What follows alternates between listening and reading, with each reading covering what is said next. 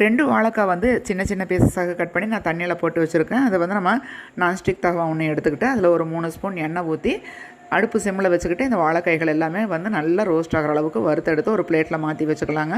அதுக்கப்புறமாக அதே வானிலையே ரொம்ப கொஞ்சமாக சோம்பு 2 கிராம்பு சேர்த்துக்கிட்டு அது கூடவே பெரிய வெங்காயம் மீடியம் சைஸ் வெங்காயம் அப்படின்னா 2 சேர்த்திக்கலாம். நம்ம 2 வெங்காயம் பெரிய வெங்காயம் சேர்த்துட்டு அது கூடவே 2 மீடியம் சைஸ் தக்காளி சேர்த்து வணக்கிக்கிட்டு கொஞ்சமாக மிளகாத்தூள் இதில் சேர்த்திருக்கேன்.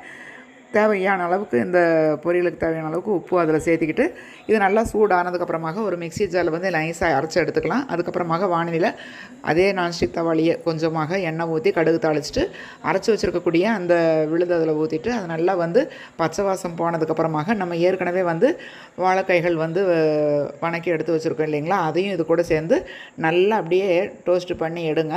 இப்போ தேவைன்னா உப்பு மட்டும் சேர்த்திக்கோங்க. காரம் வந்து உங்களுக்கு எந்த அளவுக்கு தேவையோ அந்த மாதிரி காரம் வந்து சேர்த்திக்கோங்க. செம டேஸ்ட்டாக இருக்கும். வாழைக்காய் வந்து மொறு மொறுன்னு அங்கங்கே அப்படியே கடுசு அப்படிலாம் டேஸ்ட்டாக செமையாக இருக்கும். கண்டிப்பாக இதே மாதிரி நீங்களும் ட்ரை பண்ணி பாருங்கள்.